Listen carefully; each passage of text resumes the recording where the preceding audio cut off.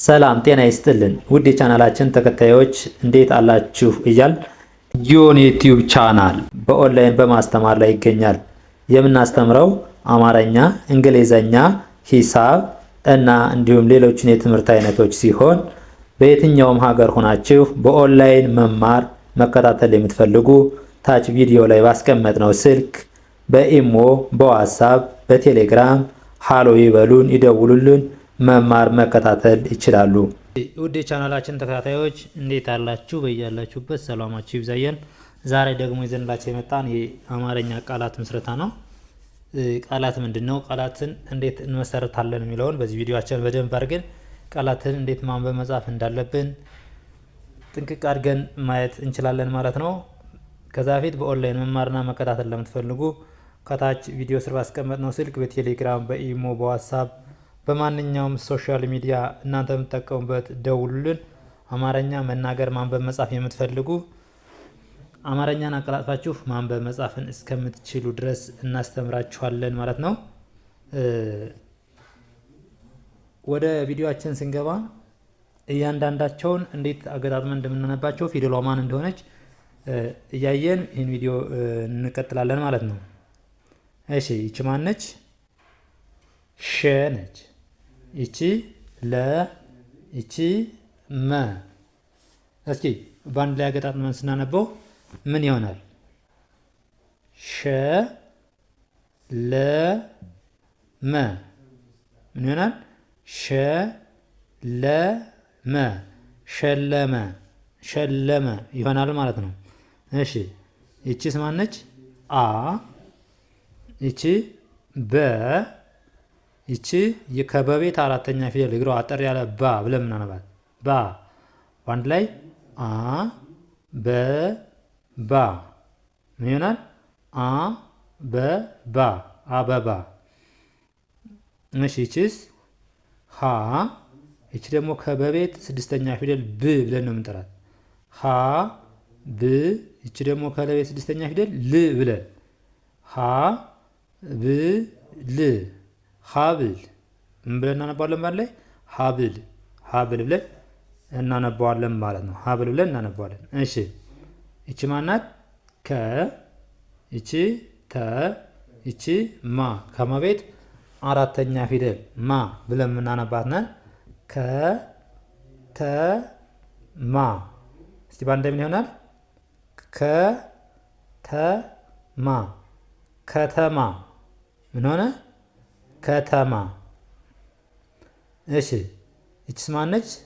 ሰ። ይቺ ለ።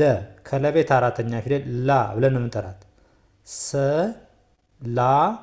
ይቺ ደግሞ ከመቤት ስድስተኛ ፊደል ም ብለን ነው የምናነባት። በአንድ ላይ ምን ይሆናል? ሰ ላ ም፣ ሰላም። ምን ይሆናል? ሰላም፣ ሰላም ይሆናል ማለት ነው። ይቺስ ጠ። ይቺ ን። ይቺ ካ። ይቺ ራ። ይቺ ጠ የመጀመሪያ ፊደል ናት። ይቺ ን ከነቤት ስንተኛ ፊደል ናት? ስድስተኛ ፊደል ማለት ነው። እነዚህን አገጣጥመን ለማንበብ የሚጠበቅብን መጀመሪያ ፊደሎችን በደንብ ጠንቅቀን ማወቅ ነው። ከዛ በኋላ ለማገጣጠም በጣም ቀላል ነው ማለት ነው፣ ፊደሎችን ካወቅናቸው። ጠ ን ካ ራ። ይቺ ደግሞ ከከቤት አራተኛ ፊደል፣ ይቺም ከረቤት አራተኛ ፊደል ናት። በአንድ ላይ ምን ይሆናል? ጠ ን ካ ራ። ምን ይሆናል? ጠንካራ፣ ጠንካራ። እሺ ይቺስ ጠ። ይቺ በ። ይቺ ቀ። ይቺም ከቀቤት የመጀመሪያ ፊደል፣ ይቺም ከበቤት፣ ይቺም ከጠ፣ ሁሎችም የመጀመሪያ ፊደል ናቸው። ግን ምን ይሆናል? ባለ ስናነባቸው ጠ በ ቀ፣ ጠበቀ፣ ጠበቀ። ይቺስ ዘ። ይቺ መ። ይቺ ድ። በአንድ ላይ ምን ይሆናል? ዘ መ ድ፣ ዘመድ። ይቺ ደግሞ ከደቤት ስድስተኛ ፊደል ድ ብለን ነው የምናነባት ድ፣ ዘመድ ብለን እናነባዋለን፣ ዘመድ ብለን እናነባዋለን ማለት ነው። እሺ ይቺስ ሰ። ይቺ በ። ይቺ ረ። በአንድ ላይ ሰ በ ረ ሰበረ ብለን እናነባዋለን። ሰበረ። እሺ ይቺስ ቀ፣ ይቺ ረ፣ ይቺ በ። ይኸው ለምሳሌ ይቺ ሰናት፣ ይቺ በናት፣ ይቺ ረናት። አንድ ላይ ሰበረ፣ ሰበረ። ፊደሎችን አስከታትለን መጥራት። ይህንም በተመሳሳይ እስኪ ይቺ ማናት? ቀ፣ ይቺ ረ፣ ይቺ በ። በአንድ ላይ ሌላ ነገር ምንም ሳንጨምር ቀረበ። ልዩነቱ ምንድነው? ፈጠንና ረጋ ብለን ማንበብ ነው። ይኸው ረጋ ብለን ስናነበው ቀረበ፣ ፈጠን ብለን ስናነበው ቀረበ፣ ቀረበ ይሆናል። ይቺስ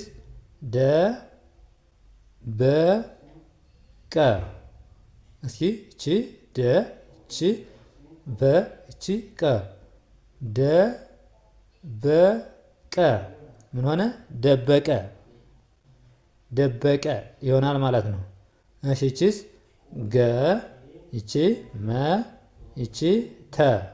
በአንድ ላይ ገመተ፣ ገመተ፣ ገመተ። እሺ ይቺስ ወ፣ ይቺ ሰ፣ ይቺ ደ። እስኪ ወ ሰ ደ። ፍጥን ብለን ስናነበው ምን ይሆናል? ወሰደ፣ ወሰደ። ረጋ ብለን ስናነበው ደግሞ ወሰደ። ስንፈጥን ምን ይሆናል? ወሰደ፣ ወሰደ። እሺ ይቺስ ደ፣ ይቺ ረ፣ ይቺ ሰ። እስኪ ደ ረ ሰ፣ ደረሰ፣ ደረሰ። ይቺስ ቀ፣ ይቺ በ፣ ይቺ ደግሞ ከላይ ቤት አምስተኛ ፊደል ሌ ብለን እናነባታለን። ሌ በአንድ ላይ ቀ በ ሌ ምን ይሆናል? ቀበሌ፣ ቀ በ ሌ፣ ቀበሌ፣ ቀበሌ። እሺ ይሄስ መ፣ ይቺ ረ፣ ይቺ ጠ።